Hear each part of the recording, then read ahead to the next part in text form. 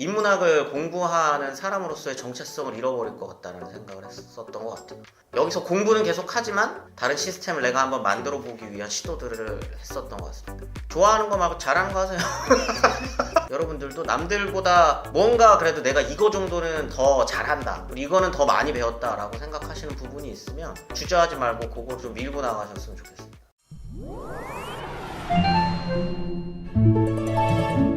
역사 공부하고 있고요. 역사로 장사하고 있는 김지현이라고 합니다. 저는 전직이라기보다는 겸직이라고 생각을 하는데, 겸직이 저는 되게 중요한 거라고 생각을 하거든요. 왜 그러냐면 작가로서의 삶이나 사업가로서의 삶이나 방송인으로서의 삶에 겸직되어 있는 그 타이틀이 굉장히 중요합니다. 왜냐면 여전히 공부를 하고 있다, 그리고 여전히 글을 쓰고 있고 논문을 쓰고 있다라고 하는 게 제가 방송을 하고 사업을 하고 대중적인 글을 쓰는데 큰 원동력이 되고 있거든요. 그래서 저는 그 두 개를 함께 하고 있습니다. 아무튼 그걸 겸직을 하게 된 이유는 명확한 것 같아요. 그것만으로는 먹고 살 수가 없습니다. 통계를 보면 100명의 박사학위 논문을 쓴 사람이 있으면 7명 정도가 교수가 됩니다.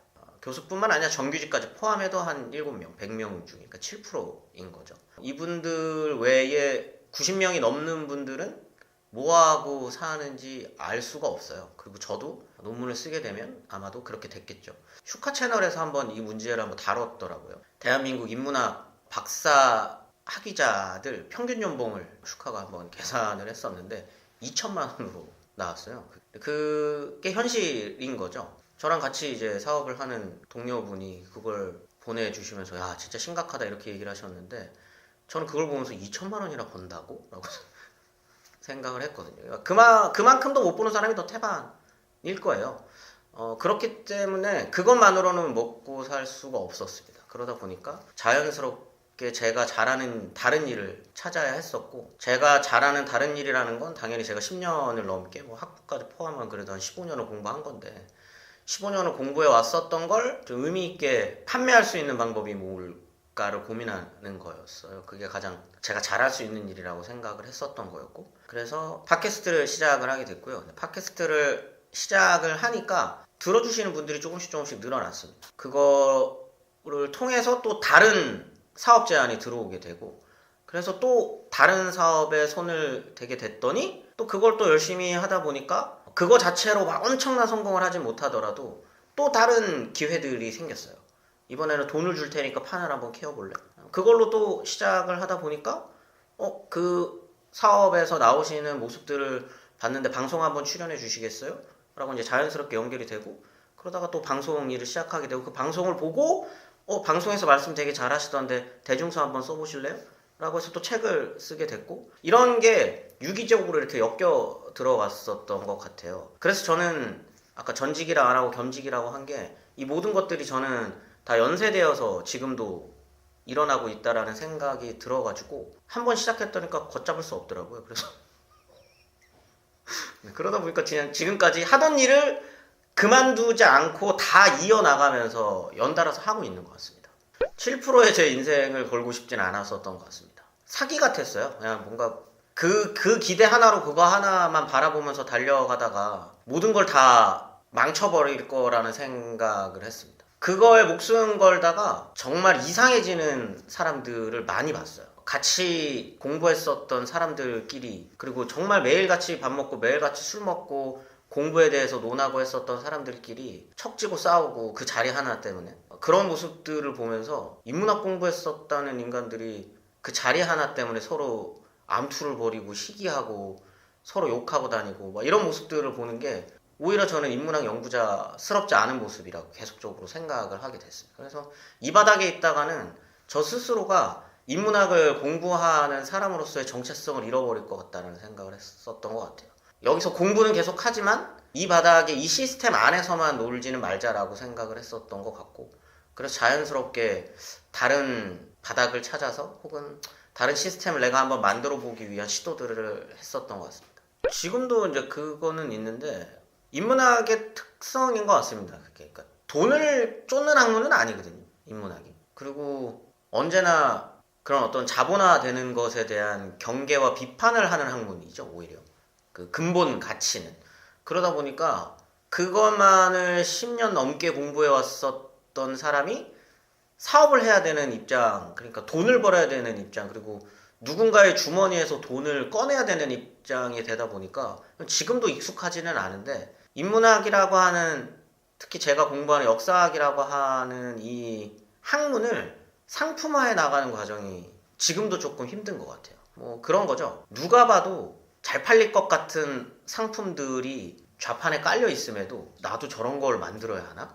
라고 하는 늘 경계심이 있는 것 같습니다. 그러다 보니까 그래도 내가 지금까지 가져왔었던 인문학적 가치는 지켜나가면서 저 좌판에 내 물건을 깔아야 되지 않을까?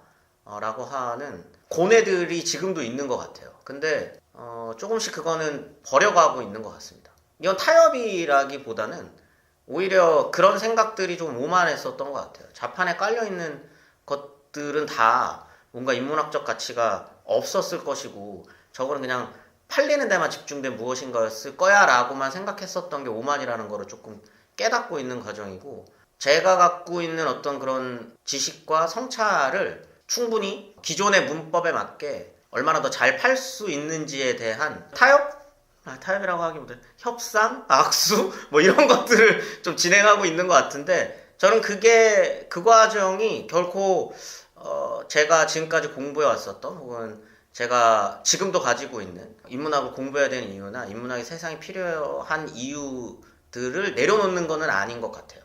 지금도 그게 가장 힘들지만 지금도 가장 중점적으로 하고 있는 일인 것 같습니다. 제일 자랑스러운 건 제 이름으로 된 책들이 계속 나오고 있는 것 같아요. 근데 그게 방송을 하는 것과 결코 무관하지 않거든요. 그러니까 방송이나 아니면 뭐 유튜브가 됐든 아니면 뭐 공중파가 됐든 케이블이 됐든 이런 곳에서 제 얼굴을 비춰나가는 과정들이 있었기 때문에 거기에 비춰졌었던 제 모습을 믿고 제 이름으로 책을 내자고 제안해 주시는 분들이 있는 거죠. 그러다 보니까 책이라고 하는 결과물이 꾸준히 나올 수 있게 되는 게 가장 일단 자랑스러운 것 같고요. 사실 그 과정에서 제일 기분 좋았었던, 아니면 저한테 가장 혹이었었던 걸 하나 꼽으라 그러면 홍진경 씨 채널에 나갔었던 것 같아요. 굉장히 우연히 연락을 주셔서 나가게 됐었는데 굉장히 운이 좋아가지고 조회수가 많이 나왔었거든요. 그리고 한 1년 정도를 그 홍진경, 그 공부왕 찐천재 홍진경이라는 채널에 좀 꾸준히 나가면서 일단 제 이름을 소수의 사람이지만 그래도 몇몇 분들한테 각인시킬 수 있는 기회였었던 것 같아서 그런 순간들이 좀 이 일을 하면서 좀 자랑스러운 순간이었었던 것 같습니다. 돈도 많이 버는 게 중요하죠. 돈도 많이 벌고 사업적으로 성공이라고 하는 건 저는 사업을 같이 시작한 사람들과 큰 돈을 만지게 되는 것도 포함된다고 생각합니다. 그래서 그 돈을 만져보는 것도 중요한데, 이 돈을 만지는 게 무엇보다 중요한 이유는 제가 성공 사례였으면 좋겠어요. 그러니까 공부를 해왔었던 사람들이 지금까지 생각할 수밖에 없었던 국가나 어떤 대학에 기생하는 것 말고 다른 무엇인가를 통해서도 충분히 먹고 살 길이 있고 훨씬 더 큰 성공을 거둘 수 있구나라고 하는 걸 저를 통해서 증명을 하고 싶은 것도 있습니다. 저로 인해서 생태계가 조금 바뀌었으면 좋겠어요. 어느 한 곳에만 기생해서 성장해 왔었던 이 좀 기형적인 구조 같은 것들이 성공 사례가 없으면 결코 깨어지지 않거든요.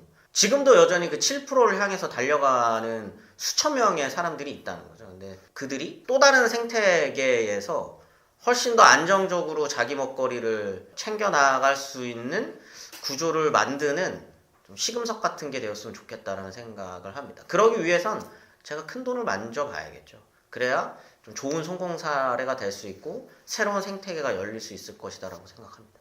좋아하는 거 말고 잘하는 거 하세요. 근데 이게 저는 원칙이거든요.